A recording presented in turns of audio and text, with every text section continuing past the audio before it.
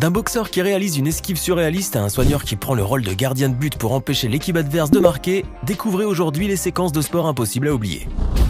Lors d'un match de quart de finale du championnat de Série D brésilienne, ce soigneur est devenu le héros des supporters d'Aparecidense et l'ennemi numéro 1 de ceux de Tupi. Pourquoi ? Eh bien, vers la fin du match opposant ces deux équipes, Aparecidense était sur le point de se qualifier pour les demi-finales, lorsque l'équipe adverse tentait d'inscrire le but de la qualification.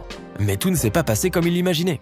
En effet, les joueurs de Tupi se sont infiltrés dans la défense de leurs adversaires et un attaquant est même parvenu à frapper.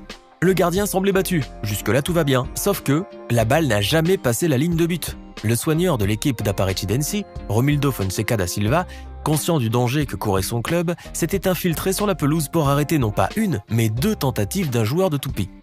Mais si son exploit a permis à son équipe de se qualifier, il a tout de même provoqué la colère de l'équipe adverse. Il n'avait alors plus d'autre choix que de prendre la fuite pour échapper aux joueurs lancés à sa poursuite. Finalement, le soigneur a pu se réfugier dans les vestiaires. Merci quand même à la sécurité qui a fermé la porte à clé après son passage pour éviter le drame. Le nom de Botond Dashka ne vous dit probablement rien, et c'est normal.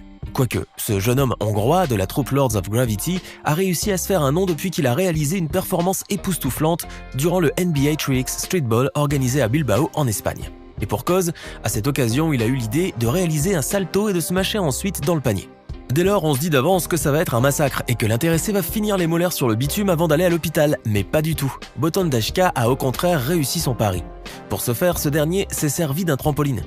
Après quoi, le basketteur urbain a fait un dunk en backflip sur le cercle Talen Yamakasi et a marqué un panier spectaculaire. C'est là un exploit qui nécessite une exécution parfaite. Sans grande surprise, cette séquence vidéo a rapidement fait le tour du web. Sur YouTube, elle cumule d'ailleurs plus d'1 million de vues. Après tout, Botond Dashka s'est illustré avec un dunk venu de nulle part.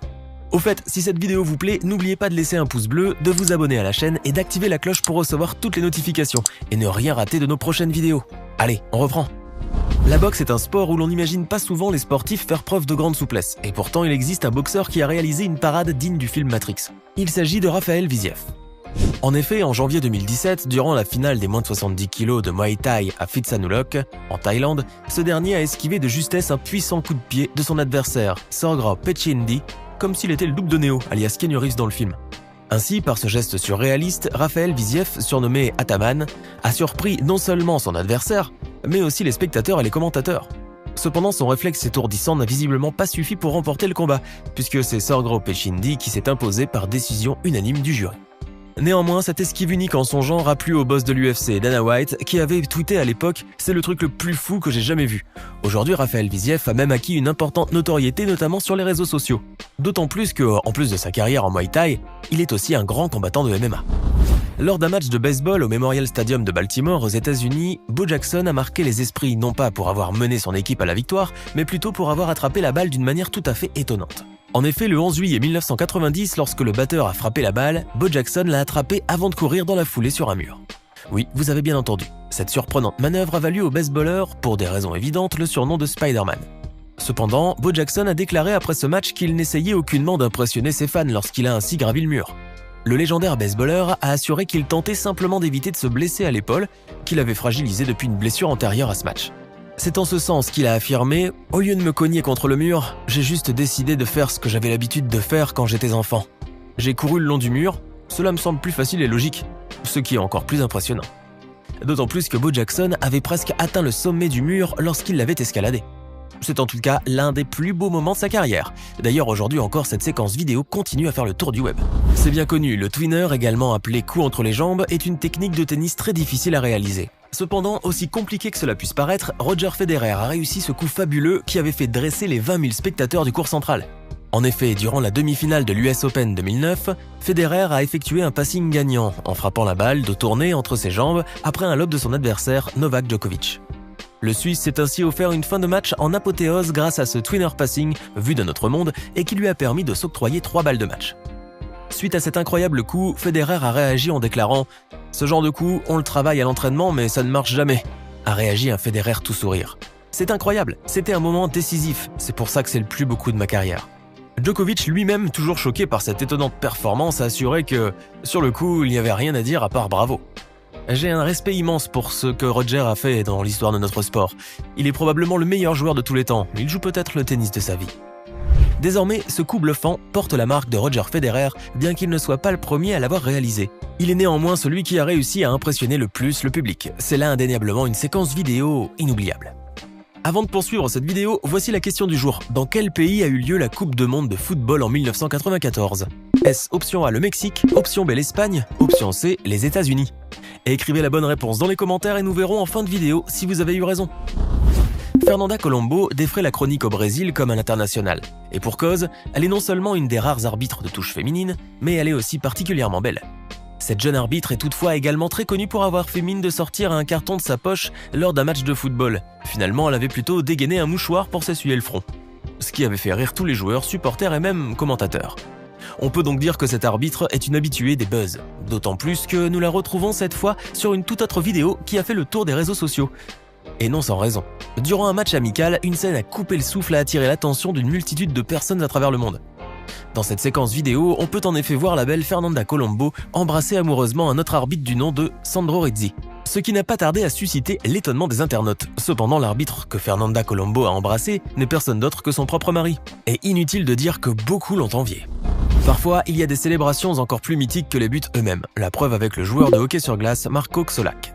Lors d'un match opposant son équipe MAC HKB Ujbuda au Fehervari Titanok, ce joueur a littéralement laissé exploser sa joie après son premier but. Et peut-être un peu trop.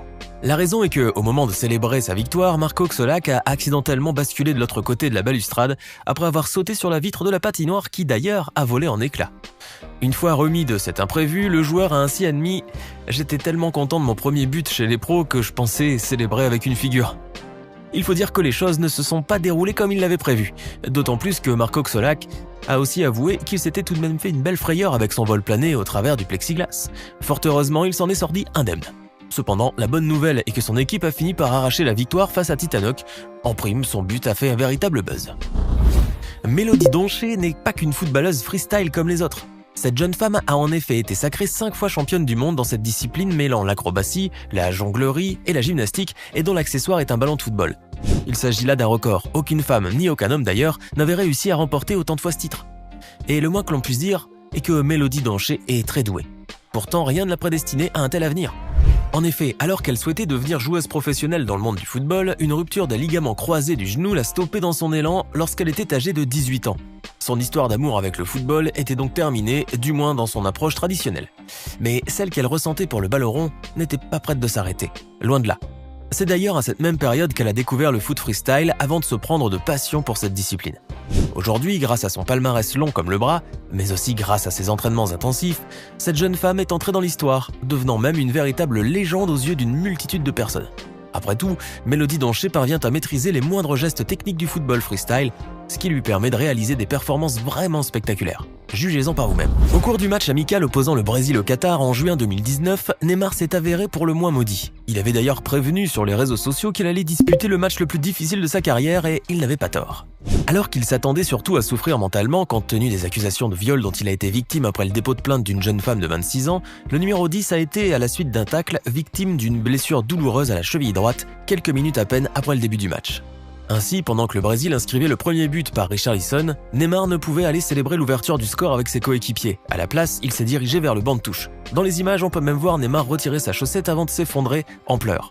Suite à cela, le footballeur s'est dirigé vers les vestiaires avant de quitter le stade pour aller passer des examens médicaux à l'hôpital. Et comme un malheur n'arrive jamais seul, la Fédération brésilienne de football a publié un communiqué indiquant que Neymar ne participera pas à la Copa América qui devait se dérouler 9 jours plus tard. C'était donc là un nouveau coup dur pour la star brésilienne. Décidément, le joueur a vécu des heures très sombres.